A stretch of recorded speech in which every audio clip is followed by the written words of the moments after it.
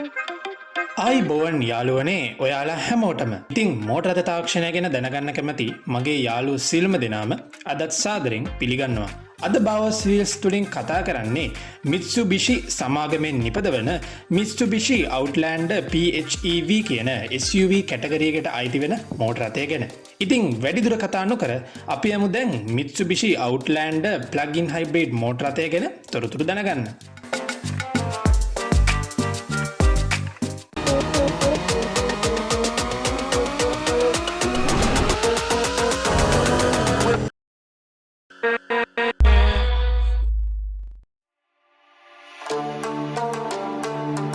ඉතින් මුලින්ම මේ Mitsubishi Outlander මෝටර් රථයේ ආරම්භය ඉතාමත්ම කෙටියෙන් ඔබට විස්තර කරන්න. වර්ෂ 2001 දී මුලින්ම Mitsubishi සමාගම විසින් Mitsubishi Airtrek නමින් SUV කාණ්ඩයට අයත් මෝටර් රථයක් වෙළඳපොළට හඳුන්වා දෙනවා. ඉතින් අන්න ඒ Mitsubishi Airtrek මෝටර් රථය වෙනුවට වර්ෂ 2005 ඔක්තෝබර් මාසයේදී Mitsubishi සමාගම විසින්ම මේ මෝටර් රථය, ඒ කියන්නේ අපි දැන් මේ කතා කරන Mitsubishi Outlander මෝටර් රථය හඳුන්වා දෙනවා.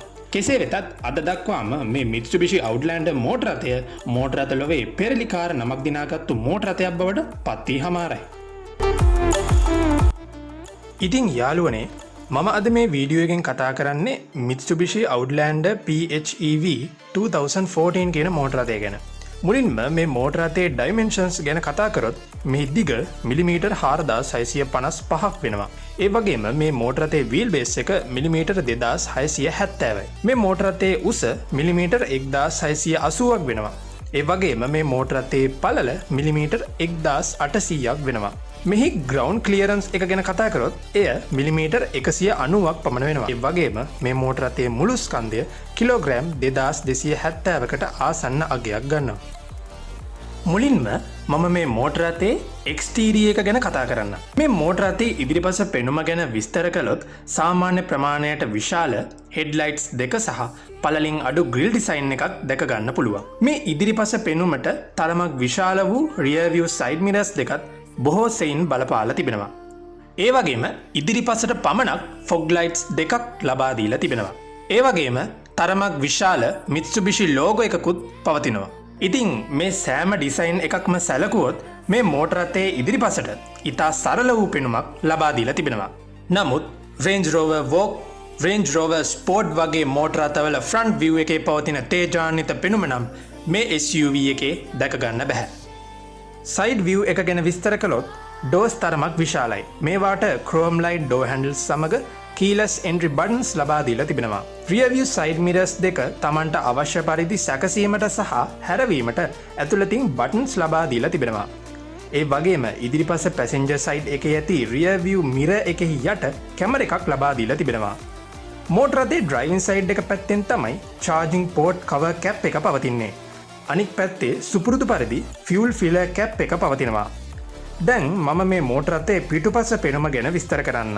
මේ මෝටර් රථයට විශාල ටේල් ගේට් එකක් පවතිනවා. මෙයට බෑක් ඩෝර් එක කිව්වත් ගැටලුවක් නැහැ. මොකද මේ මෝටර් රථය 5 doors compact crossover SUV කියන කැටගරි එකට තමයි අයිති වෙන්නේ. පිටුපස ටේල් ලයිට්ස් දෙක යා කරමින් රිෆ්ලෙක්ටර් එකක් සහ ක්‍රෝම් බාර් එකක් ලබා දීලා තිබෙනවා. වගේම බ්‍රේක් ලයිට් එක සමග රිවර්ස් ලයිට් යුගලයක් ලබා දීලා තිබෙනවා. නමුත් රිවර්ස් ලයිට්ස් යුගලය පිහිටලා තියෙන්නේ මෝටර් රථයේ බෆර් එකේ. මේ පිටුපස ෆොග් ලයිට්ස් යුගලය නැති නිසා ඒ වෙනුවට රිවර්ස් ලයිට්ස් දෙක සමග රිෆ්ලෙක්ටර් යුගලයක් ලබා දීලා තිබෙනවා. පිටුපසටත් වයිපර් එකක් සමග වොෂර් එකක් ලබා දීලා තිබෙනවා. මේ මෝටර් රථයට ලබා දී ඇති රෝද තරමක් විශාලයි. මෙයට යොදාගෙන තියෙන්නේ P225/55R18 කියන ටයර්ස්. ඒ සමගම ඇලොයි වීල්ස් තුත් මේ මෝටර් රථයට ලබා දීලා තිබෙනවා. වීඩියෝ එකෙන් මීළඟට මම මේ මෝටර් රථයේ ඉන්ටීරියර් එක ගැන ඔයාලට විස්තර කරන්නම්. ඩ්‍රයිවිං සයිඩ් එක ගැන කිව්වොත් මල්ටිෆන්ක්ෂනල් ස්ටීරියම් වීල් එකක් ලබා දීලා තිබෙනවා. ඒ වගේම පැඩල් ෂිෆ්ට් පහසුකමත් මේ සමගම ලබා දීලා තිබෙනවා. මේ මල්ටිෆන්ක්ෂනල් ස්ටීරියම් වීල් එකේ පවතින බටන්ස් මගින් ඉන්ෆෝටේන්මන්ට් සිස්ටම් එක කන්ට්‍රෝල් කිරීම, ඒ වගේම වොයිස් රෙකොග්නිෂන් ආදී පහසුකම් ලබා ගන්න පුළුවන්. ඒ වගේම ඊට දෙපසින් සුපුරුදු පරිදි ලයිට්ස් කන්ට්‍රෝලර් එක සහ වයිප් කන්ට්‍රෝලර් එක ලබා දීලා තිබෙනවා. මීටර් බොක්ස් එකට අවධානය යොමු කරොත් එහි පව ඩිස්ට්‍රිබියුට් වෙන්නේ කොහොමද කියලා පෙන්වන මීටර එකක් පවතිනවා. ඒ වගේම ස්පීඩෝ මීටර් එකද ඒ සමගම ලබා දීලා තිබෙනවා. මේ මීටර්ස් යුගලය මැදින් කුඩා LCD ඩිස්ප්ලේ එකක් පවතිනවා. එමගින් මෝටර රථයේ ඩ්‍රයිවර්ට ඉන්ඩිකේට් කළ යුතු තොරතුරු ආදිය ඉන්ඩිකේට් කිරීම සිදු කරනවා. ඒ වගේම ඩ්‍රයිවර් සයිඩ් එකේ දකුණු පස ඩෑෂ් පැනල් කොටසේ පහලින් ස්විච් පැනල්ස් දෙකක් පවතිනවා. එක් පැනල් එකක් ස්විචර්ස් 5කින් සමන්විත පැනල් එකක්. එහි ට්‍රංක් ග්ලිඩ් ක්ලෝසින් බටන්, ඒ වගේම ෆෝවර්ඩ් කලියුෂන් මිටිගේෂන් එහෙම නැත්නම් FCM කියලා හඳුන්වන බටන් එක, ඒ වගේම ලේන් ඩිපාර්චර් වෝනින් එහෙමත් නැත්නම් LDW කියලා හඳුන්වන බටන් සබා දීලා තිබෙනවා. අනෙක් ස්විච් පැනල් එකේ පවතින්නේ බටන්ස් 3යි. එහි ඇක්ටිව් ස්ටැබිලිටි කන්ට්‍රෝල් කියන බටන් එක, ඒ වගේම මල්ටි ඉන්ෆර්මේෂන් ඩිස්ප්ලේ බටන් ආදී පහසුකම් ලබා දීලා තිබෙනවා. දැන් මම මේ මෝටර රථයේ ඉන්ෆර්ටේන්මන්ට් සිස්ටම් එක ගැන විස්තර කරන්නම්. මෙහි සාමාන්‍ය ප්‍රමාණයේ LCD ස්ක්‍රීන් එකක් ලබා දීලා තිබෙනවා. විශේෂත්වය තමයි කෙනෙකුට අවශ්‍ය නම් ඔහුට මේ හැසිරවීමට ෆිසිකල් බටන්ස් තුත් ඒ සමගම ලබා දීලා තිබෙනවා. ඒ වගේම හොඳ ඕඩියෝ සිස්ටම් එකක් ලබා දීලා තිබෙනවා. ඊට පහලින් පවතින්නේ මෝටර රථයේ වෙන්ටිලේෂන් කන්ට්‍රෝලින් යුනිට් එක. මේ මෝටර රථයේ පවතින්නේ dual zone climate controlling system එකක්. ඒ කියන්නේ ඉදිරිපස පැසෙන්ජර්ට සහ ඩ්‍රයිවර්ට තමන්ට කැමති විදියට තමන්ගේ සයිඩ් එකේ ටෙම්පරේචර් එක කන්ට්‍රෝල් කරගන්න පුළුවන්. AC වෙන්ට්ස් ගැන සඳහන් කළොත් ඉදිරිපස ඩෑෂ් පැනල් එකේ AC වෙන්ට්ස් 4ක් පවතිනවා. ඒ වගේම වෙනම ෆ්ලෝ වෙන්ට්ස් තුත් ලබා දීලා තියෙනවා. ඒ වගේම තමයි ඩෑෂ් පැනල් එකේ වින්ඩ්ෂීල්ඩ් වෙන්ට් එකද සුපුරුදු පරිදි ලබා දීලා තිබෙනවා. මේ වෙන්ටිලේෂන් කන්ට්‍රෝලින් යුනිට් එකට පහලින් 12 වෝල්ට් පවර් අවුට්ලට් එකක් සහ ඊට එහා පැත්තෙන් පවර් ලිෆ්ට් ගේට් මේන් ස්විච් එක ලබා දීලා තිබෙනවා. ඒ සමගම මෝටර රථයේ ස්මාර්ට් කී එක තබන්නත් පොඩි කම්පාර්ට්මන්ට් එකක් ලබා දීලා තිබෙනවා. ඒ යුනිට් එකට පහලින් කුඩා ස්ටෝරේජ් කම්පාර්ට්මන්ට් එකක් ලබා දීලා තිබෙනවා. කප් හෝල්ඩර්ස් දෙකකුත් ලබා දීලා තිබෙනවා. ඉන්පසුව මේ මෝටර රථයේ සෙන්ටර් කොන්සෝල් එක දිහාවට හැරුණොත් එහි ගියර් නොබ් එක පවතිනවා.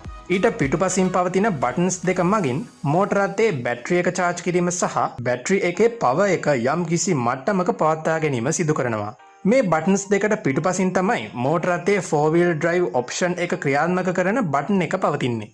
ඊට පිටුපසින් තරමක් විශාල ස්ටෝරේජ් කම්පාර්ට්මන්ට් එකක් පවතිනවා. මෙහිදී 12 වෝල්ට් පවර් අවුට්ලට් එකක් සහ USB පෝට් එකක් දැක ගන්න පුළුවන්. ඊට අමතරව ඩෑෂ් පැනල් එකේ තරමක් විශාල ග්ලව් බොක්ස් එකක් දැක ගන්න පුළුවන්. මෙහි ඇතුළතත් තවත් අමතර ස්ටෝරේජ් කම්පාර්ට්මන්ට් එකක් ලබා දීලා තිබෙනවා. මේ මෝටර රථයේ ඩෑෂ් පැනල් ඩිසයින් එක ගැන විස්තර කරොත් එයට කාබන් ෆයිබර් සහ ප්ලාස්ටික් යොදාගෙන තිබෙනවා. සන්වයිසර්ස් යුගලය ගැන විස්තර කරොත් සන්වයිසර්ස් දෙකටම කුඩා වැනිටි මිරර් එකක් සමග කුඩා ලයිට් එකක් ලබා දීලා තිබෙනවා. මේ මෝටර රථයේ කැබින් ලයිට්ස් 3ක් පවතිනවා. ඉන්පසු මම මේ මෝටර රථයේ ආසන ගැන විස්තර කරන්නම්. මේ මෝටර රථයේ ආසන ගැන කතා කළොත් ඉදිරිපස ආසන යුගලයම ඉදිරිපසට පසුපසට ඉහළට සහ පහළට තමන්ට අවශ්‍ය පරිදි සකස් කරගන්න පුළුවන්. මේ ආසන ඉතාම සැප පහසු වන අන්දමින් නිර්මාණය කරලා තිබෙනවා. මේ මෝටර රථයේ පසුපස පැසෙන්ජර් සයිඩ් එක ගැන අවධානය යොමු කළොත් පසුපස ආසන 3ක් පවතිනවා. දීර්ඝ ගමනකදී දෙදෙනෙකුට නම් ඉතාමත්ම පහසුවෙන් ගමන් කරන්න පුළුවන්. නමුත් එහි මැද ගමන් කරන්නාටත් අපහසුවකින් තොරව ගමන් කිරීමේ හැකියාව පවතිනවා. ඉතා හොඳ ලෙග් ස්පේස් එකක් පවතිනවා. පිටුපස ආසන 3ටම හෙඩ් රෙස්ට් ලබා දීලා තිබෙනවා. මෙම පිටුපස ආසනත් තමන්ට අවශ්‍ය පරිදි සකස් කරගැනීමේ හැකියාව පවතිනවා. මේ මැද තියෙන කොටස මේ විදියට පහත් කරලා දෙපස පැසෙන්ජර්ස්ලා දෙන්නට ආම්රෙස්ට් එකක් විදියට සකස් කරගන්නත් පුළුවන්. එහිම පිටුපස පැසෙන්ජර්ස්ලට කප් හෝල්ඩර්ස් තුත් ලබා දීලා තිබෙනවා. උස වැඩි පුද්ගලයෙකුට වුවත් පිටුපස අපහසුවකින් තොරව ගමන් කිරීමේ හැකියාව පවතිනවා. මීළඟට මම මේ මෝටර රථයේ ඩෝ ඩිසයින් එක ගැන ඔයාලට විස්තර කරන්න. ඩ්‍රයිවර් සයිඩ් එකේ ඩෝ එක ගැන විස්තර කළොත් එහි අනිකුත් පවර් වින්ඩෝස් කන්ට්‍රෝල් කිරීමට කන්ට්‍රෝලින් යුනිට් එකක් ලබා දීලා තිබෙනවා. ඊට අමතරව රියර් view side mirrors දෙකක් තමන්ට අවශ්‍ය පරිදි සකස් කරගන්නේ මේ ඩෝ එකේම පවතින ස්විච් පැනල් එකෙන්. ඩෝස් 4ටම ස්ටෝරේජ් කම්පාර්ට්මන්ට්ස් ලබා දීලා තිබෙනවා. මේ ලබා දීලා තියෙන ස්ටෝරේජ් කම්පාර්ට්මන්ට්ස් තුත් ඉතාමත්ම හොඳයි. හොඳ ඉඩක් පවතිනවා. සමස්තයක් වශයෙන් ගත්තොත් මේ මෝටර රථයේ ඉන්ටීරියර් එකේ ෆිට් ඇන්ඩ් ෆිනිෂ් එක ඉතාමත්ම හොඳයි. මැටීරියල්ස් විදිහට ලෙදර්, කාබන් ෆයිබර් සහ ප්ලාස්ටික් යොදාගෙන තියෙන බව දකින්න පුළුවන්. දැන් මම මේ මෝටර රථයේ ට්‍රංක් එකට අවධානය යොමු කරන්න. මෙහි ලිෆ්ට් ගේට් එක විවෘත කිරීම මේ ආකාරයට සිදු කරන්න පුළුවන්. ඒ වගේම මැනුවල් ක්‍රමයටත් ඒ වගේම ස්මාර්ට් කී එක භාවිතයෙන්ුත් එය කරන්න පුළුවන්. ලිෆ්ට් ගේට් එක ක්ලෝස් කරන්නෙත් මේ ආකාරයට. මේ මෝටර රථයේ විශේෂත්වයක් තමයි ලිෆ්ට් ගේට් එකට soft closing පහසුකම ලබා දීලා තිබීම. නමුත් මෝටර රථයේ අනෙකුත් ඩෝස් වලට මේ පහසුකම ලබා දීලා නැහැ. මෙය විවෘත කළ පසු ඉතා විශාල ඉඩ ප්‍රමාණයක් සහිත බූට් ඒරියා එකක් දැක ගන්න පුළුවන්. මෙහි විශේෂත්වය තමයි ස්පෙයා වීල් එකක් නොමැතිවීම. නමුත් මෙන්න මේ විදියට කොටස් විවෘත කිරීමෙන් මේ මෝටර රථයේ ක්‍රියාකාරීත්වයට අවශ්‍ය උපාංග ස්ටෝ කරලා තිබෙන ස්ටෝරේජ් කම්පාර්ට්මන්ට් එක ලබා ගන්න පුළුවන්. Tamanට අවශ්‍ය නම් පිටුපස පැසෙන්ජර් සීට්ස් තුනම සම්පූර්ණයෙන්ම නවලා විශාල ඉඩ ප්‍රමාණයක් හිමි බූට් ඒරියා එකක් ඇති කරගන්න පුළුවන්. මේ මෝටර රථය ගැන තවත් විස්තර කළොත් මේ මෝටර රථයට ක්‍රූස් කන්ට්‍රෝල් පහසුකම, ඒ වගේම ඉන්ටීරියර් එයාර් ෆිල්ටරේෂන් පහසුකම, ඒ වගේම වන් ටච් පවර් වින්ඩෝස් පහසුකම ආදී පහසුකම් ලබා දීලා තියෙනවා. හීටඩ් මිරර්ස්, ඒ වගේම එයාර් බෑග්ස්, ඒ වගේම ස්පීකර්ස් 6කින් සම්බන්ධිත හොඳ ඕඩියෝ සිස්ටම් එකක් මේ මෝටර රථයට ලබා දීලා තිබෙනවා. දැන් මම මේ මෝටර රථයේ එන්ජින් එක ගැන ඔයාලට විස්තර කරන්නම්.